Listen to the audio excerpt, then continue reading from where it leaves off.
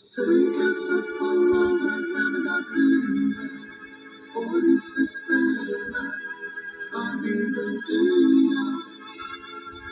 Não nos conformes com esta era, por isso espera, em Deus espera. Sei que essa palavra ao amanhecer, com o pastor Antônio Freire. Não nos conformes com esta era, por isso espera, em Deus espera. Meus queridos irmãos, a paz do Senhor, um bom dia para todos vocês. É uma bênção estar juntos, amanhecer o dia, pedindo a graça do Senhor. Nós nos alimentamos com a graça. A graça nos faz crescer. Há uma instrução nas Escrituras: crescei na graça e no conhecimento. Então, a gente amanhecendo o dia, tirando um tempinho e ouvindo a palavra, melhora o nosso relacionamento com Deus, melhora o nosso conhecimento e melhora o nosso crescimento. Então, é bom ler a palavra. Nosso texto é Marcos capítulo 14, versículos 53 a 64. Um momento crítico na vida de Jesus. Um monte de gente para acusá-lo. Falsos acusadores e os religiosos para fazer a festa contra Jesus. Então é bom a gente aprender. Marcos 14, 53. E levaram Jesus ao sumo sacerdote, e ajuntaram-se todos os principais dos sacerdotes e os anciãos e os escribas. E Pedro seguia de longe até dentro do pátio do sumo sacerdote, e estava assentado com os servidores, aquentando-se ao lume. E os principais dos sacerdotes e todo o concílio buscavam algum testemunho contra Jesus, para o matar, e não achavam. Porque muitos testificavam falsamente contra ele. Mas os testemunhos não eram conformes. E levantando-se alguns testificavam falsamente contra ele, dizendo: nós ouvimos-lhe dizer: eu derribarei este templo construído por mãos de homens, e em 3 dias edificarei outro, não feito por mãos de homens. E nem assim o seu testemunho era conforme. E levantando-se o sumo sacerdote no sinédrio, perguntou a Jesus, dizendo: nada respondes estes que testificam contra ti? Mas ele calou-se e nada respondeu. O sumo sacerdote lhe tornou a perguntar e disse-lhe: és tu o Cristo, o Filho do Deus bendito? E Jesus disse-lhe: eu sou. E vereis o Filho do Homem assentado à direita do poder de Deus e vindo sobre as nuvens do céu. E o sumo sacerdote, rasgando os seus vestidos, disse: para que necessitamos de mais testemunhas? Vós ouvistes a blasfêmia. Que vos parece?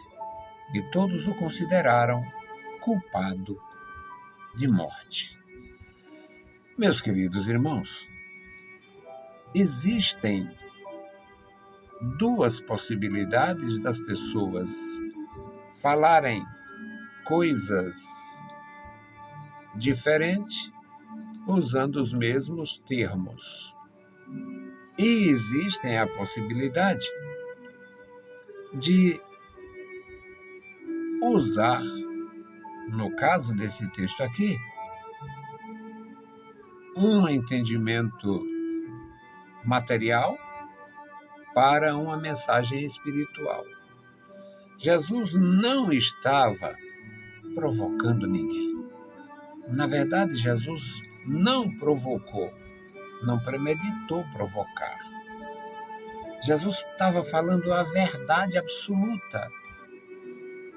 Mas Jesus falava no sentido espiritual e eles o acusavam, trazendo para o campo do presente, da realidade, digamos, material.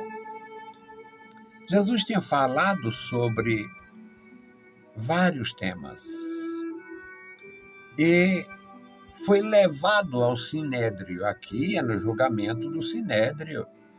Ele está perante os sacerdotes, o sumo sacerdote e os demais, os outros sacerdotes, os anciãos e os escribas. Aqui não precisava de mentira nenhuma para Jesus sair prejudicado. Bastava realmente a religiosidade, a cegueira religiosa destes homens. Mesmo assim, ainda tinha falsas testemunhas para depor contra Jesus, dizendo que haviam ouvido ele blasfemar, ou haviam ouvido ele dizer que levantaria o templo em 3 dias, não feito por mãos, ou seja, de uma forma mágica, alguma coisa. Jesus falava no sentido espiritual e eles, ou por maldade ou por cegueira mesmo, levava isto como se fosse um absurdo. Os principais dos sacerdotes, todo o concílio, buscava algum testemunho contra Jesus, mas tinha que convencer. Para eliminar Jesus, para tirar Jesus, para tirar a vida de Jesus, as testemunhas, se existissem, tinha que ser convincente, não podia ser testemunhas contradizentes. Então, o versículo 55 diz que eles buscavam algum testemunho contra ele para o matar e não achavam, não existia nada que confirmasse uma pena de morte contra Jesus. No versículo 56 diz que muitos testificavam falsamente contra ele, mas os testemunhos não batiam. Os testemunhos destas pessoas não eram conforme, não batiam, não tinha coerência, não tinha como convencer. Aí alguns lembraram da história do templo. Jesus tinha dito, quando alguém mostrou para ele sobre o templo, falou sobre o templo, e ele falou que João é quem interpreta esse texto e diz que Jesus falava do templo do seu corpo, que seria levantado 3 dias depois. Então, eles não conseguiram convencer o concílio. O concílio tinha, digamos, muita má vontade contra Jesus, mas não dava para acusá-lo e fazer de... Não, o processo está perfeito, não. Eram contraditórios os testemunhos, as acusações daquelas pessoas. Ali tinha gente, quem sabe, até alugadas. Tu vai lá, a gente te dá um negócio. Então, alugados para mentir, alugados para perjurar, para falar mal do Senhor Jesus. Mas nem assim convenceram. Nem assim convenceram. Aí o sumo sacerdote que era, comparando com outras coisas ruins, era quem tinha o voto de Minerva, era quem tinha o parecer final, era quem apresentava a decisão. O sumo sacerdote, no sinédrio, vai fazer perguntas, vai, na verdade, tentar arrancar alguma coisa de Jesus e diz: nada respondes? Estes aí testificando contra ti e tu não responde? E ele calado, calado estava, calado ficou. Nada respondeu. O sumo sacerdote se agita, se aborrece e pergunta de novo: tu és o Cristo, o Filho de Deus bendito? Aí Jesus abre o coração. Jesus não negou em nenhum momento que fosse o Filho de Deus. Desde a sua adolescência, Jesus tinha consciência. No episódio dele, com 12 anos, entre os doutores, ele tinha consciência que era o Filho de Deus, que ia tratar dos negócios do Pai. Aí Jesus diz: eu sou. Jesus diz: eu sou. Esta palavra, Jesus não falou em grego, podia até conhecer o grego, mas Jesus deve ter falado em aramaico ou em hebraico mesmo. No grego, isso aqui, ego em me, era proibido, não se podia dizer. Um judeu não podia dizer isso em sinagoga nenhuma, nem na Grécia, em lugar nenhum. Eu sou. Jesus diz: eu sou. E complementa: e vereis o Filho do Homem assentado à direita do poder de Deus e vindo sobre as nuvens do céu. Aí o sumo sacerdote tomou a decisão. O sumo sacerdote rasgou seus vestidos, dispensou as testemunhas, apesar de falsas e incoerentes e não condizentes. Mesmo assim, ele exclama: para que necessitamos de mais testemunhas? Vocês ouviram a blasfêmia, vocês... Está aí, ele blasfemou publicamente, todos vocês ouviram. Que vos parece? Aí consentiram que Jesus era réu de morte. Jesus foi condenado pela verdade. Eu sou.